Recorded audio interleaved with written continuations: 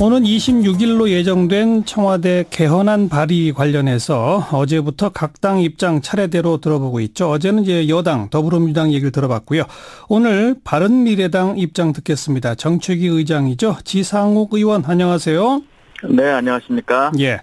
오늘부터 내일 모레까지 3일 동안 이 개헌안에 대한 이 주요 내용을 국민 앞에 설명하고 그리고 26일 날 발의하겠다라는 이 청와대의 방침에 대해서 어떻게 평가하세요? 글쎄 원래 21일 날 하시기로 했다가 26일로 연기했죠. 여당이 민주당이 연기를 요청해 달라고 했는데 그건 이제 받아들이셨다는 뜻인데요. 예. 글쎄 31년 동안 국민들이 기다려왔던 열망인데 예. 도대체 5, 6일 연기해 준 게 도대체 무슨 의미고 그거를 어떻게 자화자찬할 수 있는지 좀 이해가 안 가는데요. 예. 국민의 입장에서 볼 때는 5일을 연기해 줬다라는 것을 아마 좀 정부 여당 청와대 측에서 좀 너무 가볍게 장난하는 식으로 보이게 되지 않을까 좀 두려움이 있습니다. 예. 국민들은 1987년도 10월 달에 있었던 국민적 열망을 담은 개헌을 기억하거든요. 예. 그로부터 이제 31년 만의 개헌인데요. 네. 그 날짜로 따져보면 31년을 365일로 환산해가지고 5일하고 비교해보면 국민의 열망을 한 0.04% 정도 반영했다. 이렇게 저는 좀 폄하하게 얘기해 드릴 수밖에 없다. 이렇게 합니다. 예. 뭐 숫자상 비교하면 뭐 그 말씀이 맞는 말씀인데 어쨌든 네. 청와대의 방침인 지방선거와 동시 개헌 국민투표를 하려면 물리적으로 26일이 데드라인인 것 또한 맞는 거 아닙니까? 근데 어쨌든 이거는 속도가 아니라 개헌의 방향과 내용이 중요한 거 아니겠습니까? 예. 1987년 10월에 우리가 합의를 해서 개헌을 했을 때도 보면요. 그 당시 지금보다 훨씬 민주화가 되지 않았던 집권 여당이 신군부가 이제 세력을 가지고 있던 여당 아니었습니까? 예. 그때도 국회에서 합의를 했는데 예. 지금 31년이나 지난 지금 이 민주화된 이 시대에 집권 여당이 왜 이렇게 무리를 해서 예. 날짜만 맞추려고 하느냐. 예. 아직 국회에서 합의도 보지 못했고 예. 심지어는 집권 여당인 더불어민주당의 그 안도 지금 만들지 못하지 않았습니까? 그래서 저희는 예. 이렇게 속도전을 일으키는 거에 대해서 지난번 헌정특위에서 저도 말씀드렸습니다만 어차피 이렇게 형식적으로 밀고 가서 예. 국회에서 부결이 되면 예. 반개헌파 이렇게 지방선거를 앞두고 정말 반개헌 세력을 이렇게 몰라고 하는 의도가 있는 게 아니냐 하는 오해를 불러일으킬 수 있다. 예. 이렇게 지적을 드리고 싶습니다. 국회에서 합의를 이루어내는 게 제일 좋죠. 그죠? 그렇습니다. 지금 합의가 안 되는 핵심 이유가 뭐라고 생각하세요?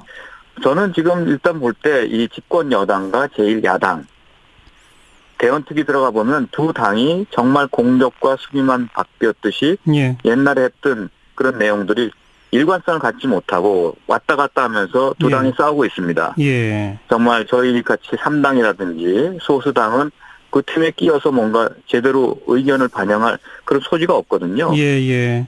이런 구도에서 한 당은 밀어붙이고 한 당은 반대하고 있으니 이게 뭐 될 수가 없고요. 네. 한국당 반대 하나만 가지고도 뭐 개헌은 뭐 물건 정한 거 아니겠습니까? 그렇기 때문에 지난 1년 동안 그 거대 정당들이 뭐 했냐 하는 비난도 피하기 힘들 겁니다. 예.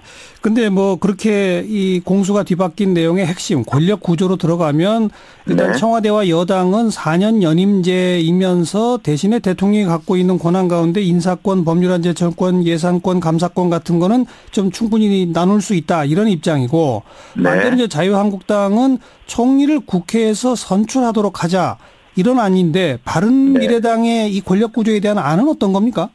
바른미래당이 아직 권력 구조에 대한 안을 단일안을 만들지 못했고 저희들도 서로 다른 다양한 의견이 있는데요. 예.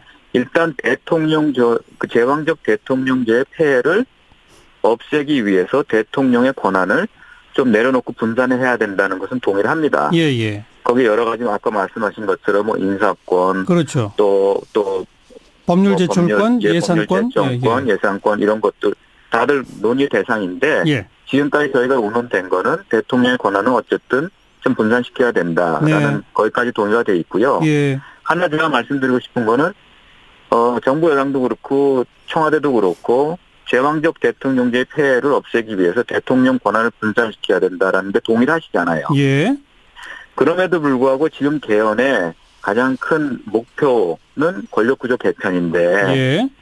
왜 지금 이렇게 제왕적 대통령의 힘을 행사하는 것처럼 보이게 예. 그렇게 뭔가를 이끌어 가시느냐 하는 거에서 안타까움을 가질 수밖에 없습니다. 예. 본말이 앞뒤가 안 맞지 않냐. 예. 좀 더 국민과 함께하고 국회 합의하는 대통령의 모습이 좀 필요한 시점이다 이렇게 말씀드리겠습니다. 지금 뭐 바른미래당도 아직 권력구조에 대한 당론을 정하지 못했다라고 하셨는데 네. 사실 안은 다 나와 있고 이제는 뭐 논의의 시간이 중요한 게 아니라 결단을 내릴 때 아니냐. 어제 더불어민주당 의원은 그런 표현을 쓰더라고요. 네. 이제는 결단할 때 아닌가요? 근데 지금 저도 뭐 들어가서 그런 말씀하시는 분들 들었는데요. 예. 한쪽은 결단해야 된다. 한쪽은 안 된다. 내용 자체가 논의 안 되고 예. 왜 밀어붙이느냐. 예. 지금 왜 꼭 지방선거 뭐 같이 합의가 되면 지방선거 때 6월 13일 같이 해도 좋겠지만 예. 그 내용이 협의가 안 되니까 예. 왜 밀어붙이냐. 이 어떤 형식 가지고 지금 한 치 앞도 나가지 못하는 겁니다. 예. 그러니까 지금 국민의 입장에서 볼 때 안타까울 수밖에 없을 거고. 알겠습니다. 저희도 그렇게 밀어붙이는 그 개헌 논의와 그런 절차에 대해서는 동의하기 어렵다는 말씀을 드리는 거예요. 그러니까 밀어붙이는 거는 동의할 수 없다. 그러니까 국회에 조금 더 맡겨달라 이 말씀이잖아요. 예, 그렇습니다. 근데 31년을 기다려왔는데. 맡겨두면 가능할까요? 그거는 결국 그렇게 못 해내면 국민의 어떤 심판과 거기서 벗어나기 어려울 겁니다. 예. 국민들이 좀 더 그런 심판할 수 있게 기간을 두고 국민들께 그 평가를 맡기는 것도 저는 좋은 방도라고 생각합니다. 그래요. 예를 들면 이제 6월 13일 지방선거가 있지 않습니까? 예.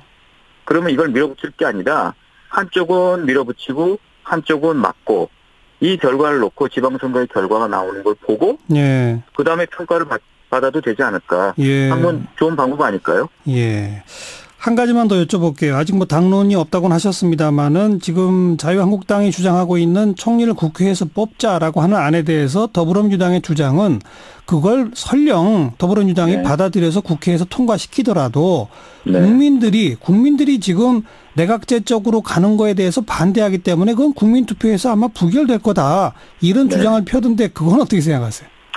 그거는 저희도 지금 당에서 의논된 바를 말씀을 드리면은 지금까지는 국회에서는 만약에 추천된 총리를 국회에서 5분의 3 정족수로 임명 동의를 하는 그런 정도까지 안은 나왔습니다.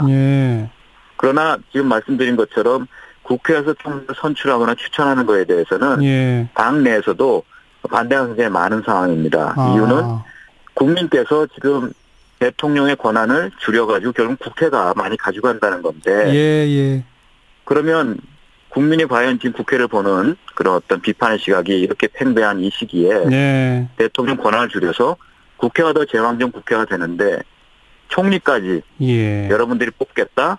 과연 동의하겠느냐. 그렇게 되면 대통령과 총리가 서로 결이 다른 그런 그 리더십이 나올 수 있는 그런 문제점도 생길 수 있고요. 그 정도는 의논을 해왔습니다. 총리 추천이나 총리 선출권은 바른미래당은 일단 동의하지 않으시는 거고 대신에 총리 인준을 한 5분의 3 인준 정도로 만드는 건 어떠냐. 이런 정도 의견도 있다. 그러니까 저희가 뭐 전혀 논의가 안 돼서 알겠습니다. 담론이 없다는 건 아니지만 일단 아주 구체적으로 우리 안은 이거다라고 낼 그 소지까지는 아직 안 돼 있습니다. 그러니까 더 좀 국회에 맡겨달라. 일단 이 말씀까지 고맙습니다. 그렇죠.